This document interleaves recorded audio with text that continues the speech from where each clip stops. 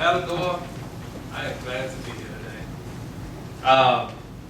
As we were praying and as you all were speaking, I heard something mentioned about an effort or a missions effort that y'all contribute to there in Europe, and my heart just smiled, man. My heart smiled really big, and it is obvious in a lot of things that you all do and a lot of love that y'all express to us, that you all are missionaries. You are on board with the gospel being shared, not only here in Matador, but across the world, and that is just something to rejoice about. Ruth and I, we're always talking about going to Matador and having the opportunity to spend time with you all, and you all's love for us is so amazing to me. Yesterday, Ruby told me, she's in a group, I guess it's here, the death of Nobodell. And my heart smiled in a sense, because Nobodell, she gets to be my father. Part of my heart grieves for Craig and Kathy and those whose lives she touched or had the opportunity to touch, but man, she's where I want to be. And I was asked a question 2 weeks ago by a friend that I meet with every Friday. This microphones. By a friend that I meet with every Friday, and he asked me if I could have one wish in the world, where would that be? What would that be? And of course, my first answer was heaven. I wish that our Lord just come, because I want to be surrounded by this. People who love God, and because they love God, they love God's people, and it's eternal joy, eternal peace, and eternal happiness there. And man, I long to be surrounded by that. So amen. I grieve for the families that are here, or people who's left, whose life Nobodell touched. But man, I'm in a sense jealous of her. She's gone before me, and she's in a place where we all are aiming to be. And speaking of her, I want today to talk about the fear of God. I believe she was one who feared God, which resulted in her eternal life. And I want to talk about that, and in hopes that we all could, if we're not there yet in our lives, come to a point in which we fear God and solely God. But before I begin, I want to mention a few names of some people who have gone before us many, many years ago, but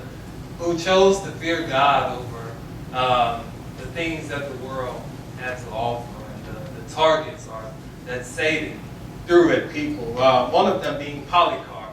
Polycarp is a man that you all should be familiar with. I've talked about him on a number of occasions. He's one of the most encouraging people to me as it pertains to Christian history. And if you remember, Polycarp was getting ready to be sentenced to death because of his faith in Jesus Christ.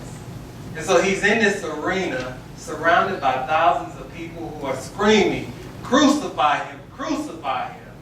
And so the emperor gives him a chance. Hey, Polycarp, if you would deny your faith, you can live. But Polycarp's words to this man and to everybody who was there witnessing him about to be persecuted was this: "You try in vain to get me to swear by Caesar, but hear me plainly, for I am a Christian." Justin Martyr, another name I want to mention. He was an apologist who was too given a chance to deny his faith to save his life here on earth. And in so many words, his words were, "I choose Christ." There was a lady by the name of Felicity. She was from Ethiopia, and she was tortured, and she was mocked, all because she was a Christian. And here are some of her words: "For now I suffer alone, and then there will be another in me, and he will suffer for me, for I'm about to suffer for him." And hear this, a lady by the name of Laudina, who was physically challenged, and she was put to death because she just could not offer incense to another god. There are three more people I want to mention, or two more.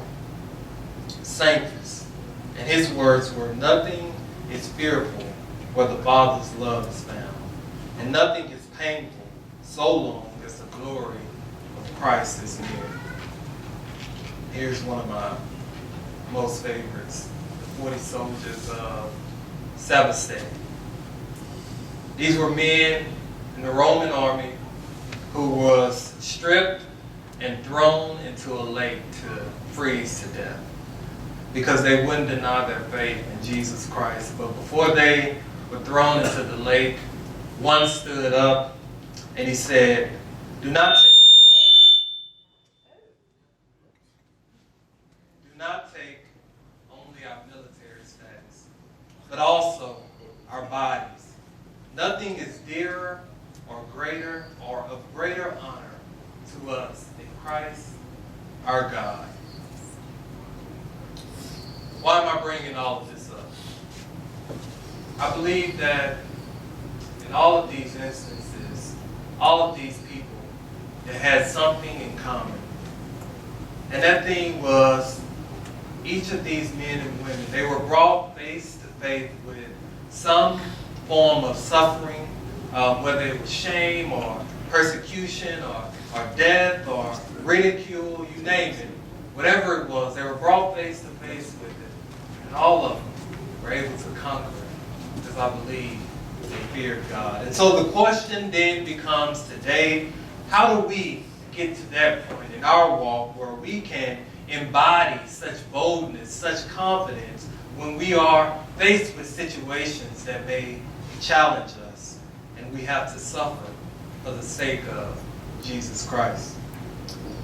The purpose of the study today is to answer that very question so that we may be encouraged and emboldened when we have to suffer for Christ's sake and not lose hope and not be discouraged in the midst of suffering.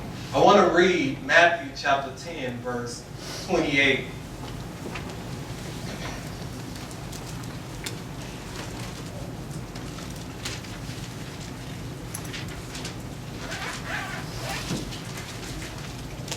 Matthew 10:28 reads, "Do not fear those who kill the body, but are unable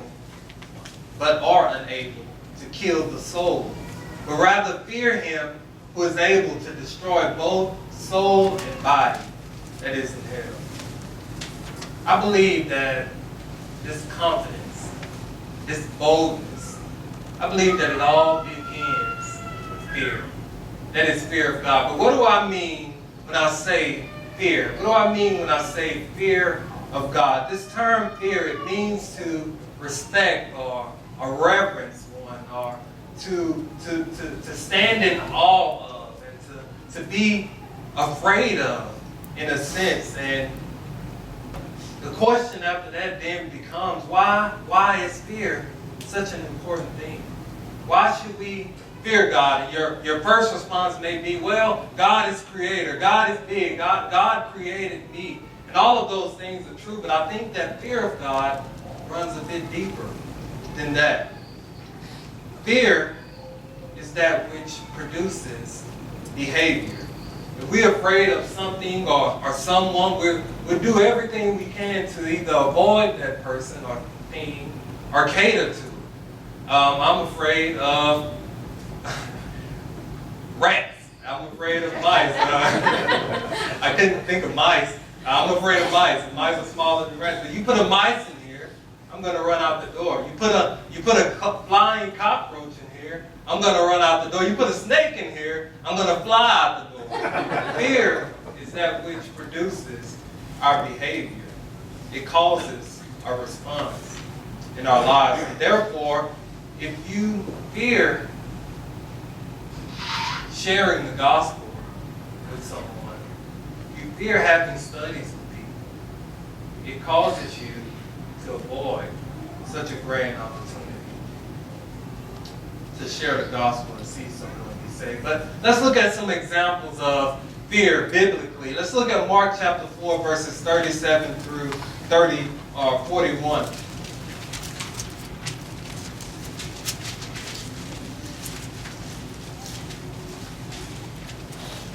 This is a story we're all quite familiar with, beginning in verse 37 of Mark chapter 4. It reads, "There arose a fierce gale of wind, and the waves were breaking over the boat, so much that the boat was already filled up. Jesus himself was in the stern, asleep on the cushion. And they woke him and said to him, 'Teacher, do you not care that we are perishing?' And he got up and rebuked the wind and said to the sea, 'Hush, be still.' And the wind died down, and it became perfectly calm. And he said to them, 'Why are you afraid? Do you still have no faith?' They became very much afraid and said to one another, 'Who then is this that even the wind and the sea obey him?'" You see, it was fear that caused them to panic, to be anxious, or to be nervous. It was fear that caused them to disturb the rest of our Lord Jesus. It was fear that caused them to even question his love for them. Fear of storm, fear of water, that which could only kill the body and not the soul. Let's look at Matthew chapter 14, verses 23 through 31.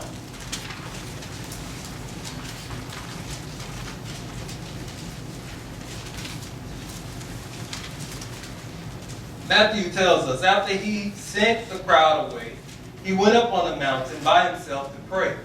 And when it was evening, he was there alone. But the boat was already a long distance from the land, battered by the waves, for the wind was contrary.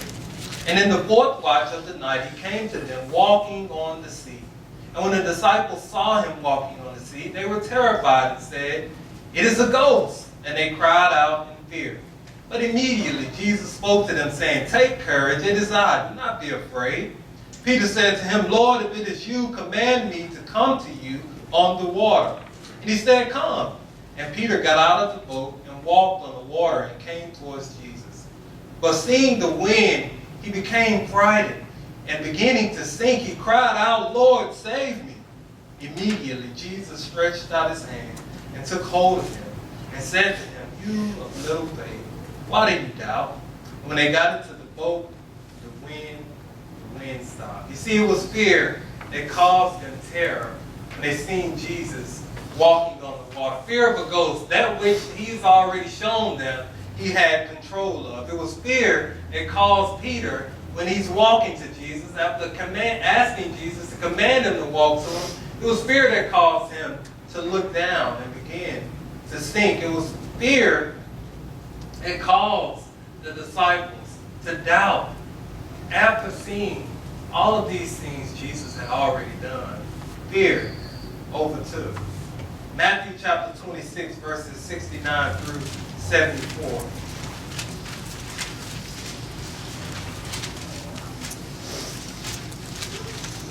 Reads to us, "Now Peter was sitting outside in the courtyard, and a servant girl came to him and said, 'You too were with Jesus, the Galilean.' But he denied it before them all, saying, 'I do not know what you're talking about.' When he had gone out to the gateway, another servant girl saw him and said to those who were there, 'This man was with Jesus the Nazareth.' And again he denied with an oath, 'I do not know this man.' A little later, the bystanders came up and said to Peter, 'Surely you too are one of them, for even the way you talk gives you away.' And he began to curse and swear, 'I do not know this man.' And immediately a rooster crowed. It was fear of persecution, and fear of death that prompted Peter to deny the very one he said previously that he would die for. It was fear that caused him to deny him, the very one that he confessed to be the Messiah, the Christ.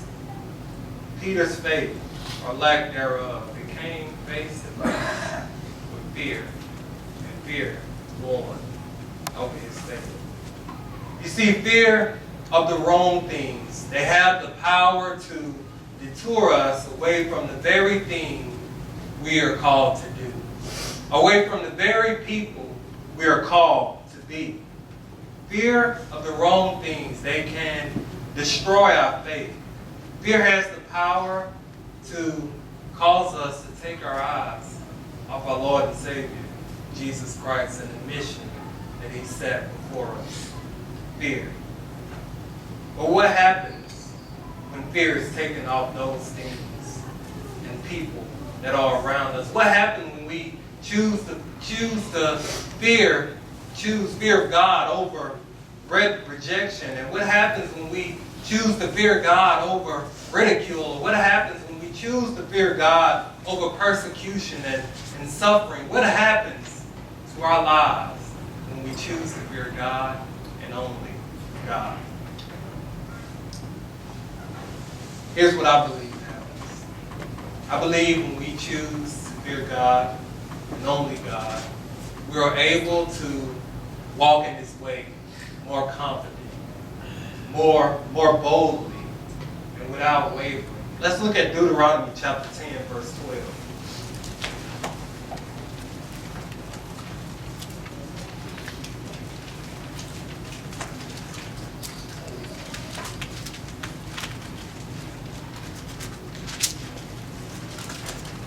Deuteronomy 10:12 reads, "Now Israel, what does the Lord your God require from you, but to fear the Lord your God, to walk in all His ways, and love Him, and to serve the Lord your God with all your heart and with all your soul." As I was preparing this lesson, I immediately thought of something that happened in the 5th grade. I have a sister. She's 2 years younger than me.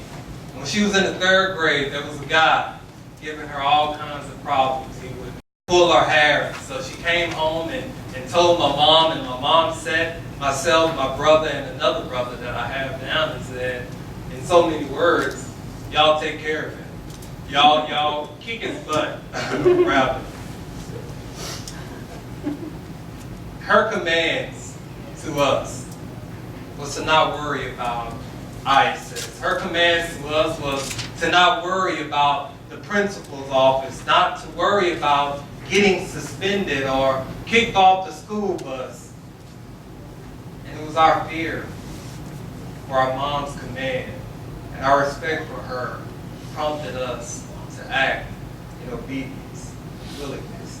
You see, likewise, it is the fear of God that produces in us, as Moses says to us here in Deuteronomy, a desire to walk in His ways, and that's despite opposition. It is the fear of God that prompts in us a desire to love Him despite opposition. It is the fear of God that produces in us a desire to serve Him with absolutely everything that is in us. And this is no matter what kind of arrows in life Satan may throw at us, whether it's diseases or sickness or persecution or whatever he may throw at us. Our fear of God triumphs over that. It is, in fact, the fear of God that says, I'd rather be tormented by man than by God. The fear of God says, I'd rather be rejected by man than to be rejected by God. I'd rather be shamed by man than shamed by God. I'd rather face persecution from man than to be eternally separated from God. But it is after fear of God we can have joy. Let me mention this first. The choice to fear God requires of us an everyday decision to make. It's nothing I personally believe we can wake up to doing, but something we have to choose to do every day of our lives. Every day that we walk, we have to choose it. But then fear of God, it produces in us resilience. That is, to anything this world has to throw at us. I want us to look at Acts chapter 12, verses 1 through 6. Since I picked on the apostles in the beginning, I want to shed some light on when they stopped fearing the world and begun to fear God.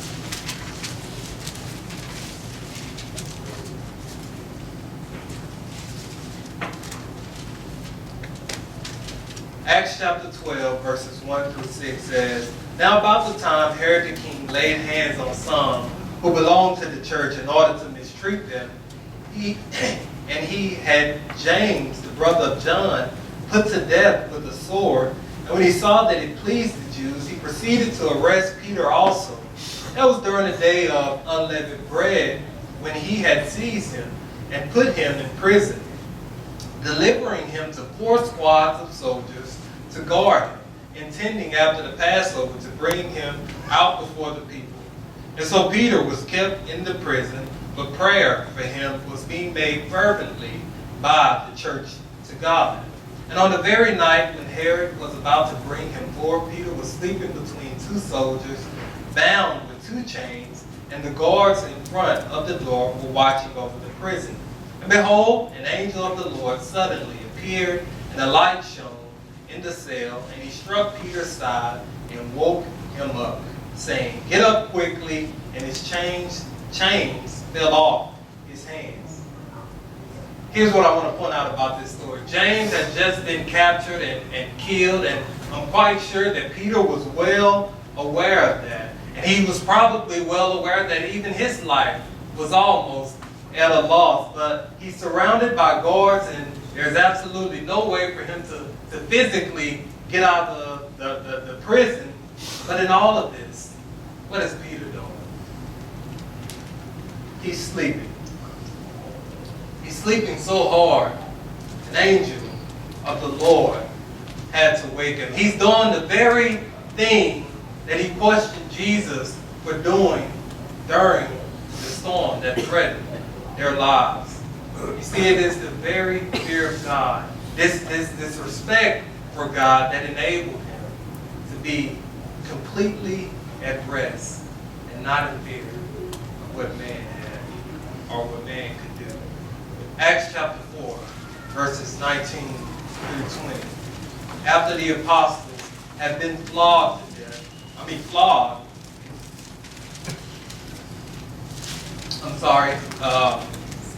after Peter and John were preaching the gospel, Peter and John answered and said to them, Whether it is right in the sight of God to give heed to you, rather than to God, you be the judge. For we cannot stop speaking about what we have seen and what we have heard.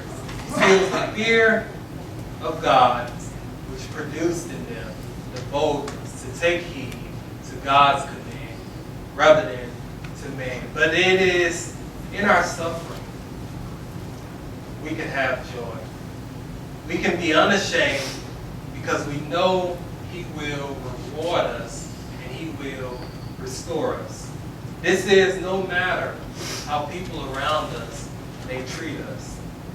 The fear of God produces pure joy and pure peace.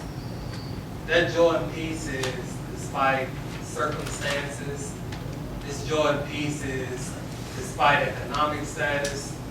This joy and peace is despite our health, despite how people are treating us. Joy and peace from God is bulletproof. My mom instructed us to jump on Joseph for bullying our sister. The school would probably treated us very poorly. We probably would have lost some privileges, but our mom, the one who mattered most to us, would have been proud of us, and in that could have had joy and peace. Acts chapter 5, verse 40 and 41. I got Acts 4 and Acts 5 confused. Acts 5, 40 and 41 is after the apostles had been flogged. 41 says, So they went on their way from the presence of the council, rejoicing that they had been considered worthy to suffer shame for His name. How were they able to rejoice in that? that didn't fear the Lord. Acts chapter 16, verse 25. It says, it was about midnight. Paul and Silas was praying and singing hymns of praise to God, and the prisoners would listen to them. Paul and Silas was found singing and praying in prison because I believe they feared God. 1 Peter 4, verses 13 through 16.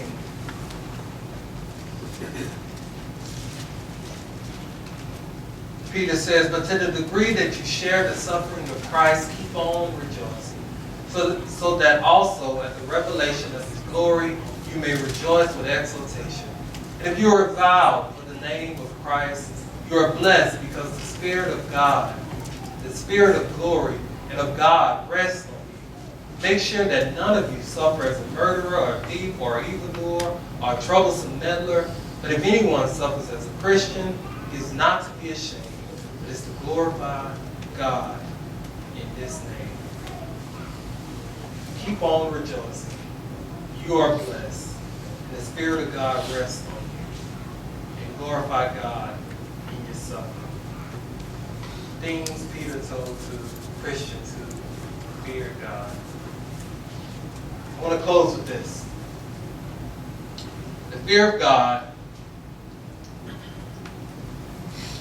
is that which produces in us joy, peace, confidence, boldness, comfort. But the fear of man produces the opposite. Fear of man, the things of this world produces fearfulness, apprehensiveness, doubt, anxiety, unease, and fickleness. As I read the words of those early Christians who suffered and died shamefully in the presence of so many people, I can't help but to wonder what enabled them to endure such hardship. Why didn't they give in? And I concluded this answer. Those people, those Christians, chose to fear God over fear of man. So my question then today is, who do you choose? Ruby and I, in April of this year, decided that we would intern with the Hub City Church of Christ there in Lubbock, Texas. We had two choices. One of those choices was to intern in El Paso, the Mumford Church of Christ. And we all are aware of what happened a couple of weeks ago there in El Paso and in Dayton, Ohio, and even yesterday in Odessa, Midland area. And as I reflected back on that, I couldn't help but to think of Jalea. We would have probably, most likely, been shoppers at that very Walmart. It was just right up the road from the Mumford Church of Christ. And I couldn't help but think of my daughter who hates to be in the grocery basket but loves to walk the aisles and wave at people and meet and greet people. And I couldn't help but to think that I probably would have had to jump over her, protect her from bullets, and then consider my wife and our unborn. I would have had to shield them, and it broke my heart, but it also made me realize something. People who make decisions like this, they need to hear this.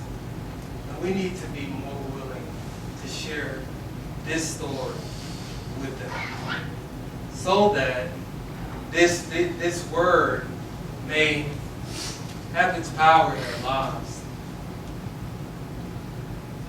And we have a job to do. We have people to preach to.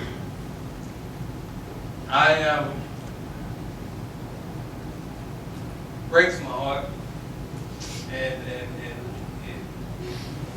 causes me I'm not careful, be bitter.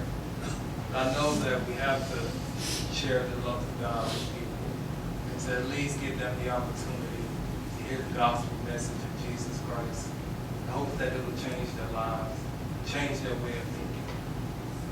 I think that the gospel message is the only thing that has that power in our world today. Amen.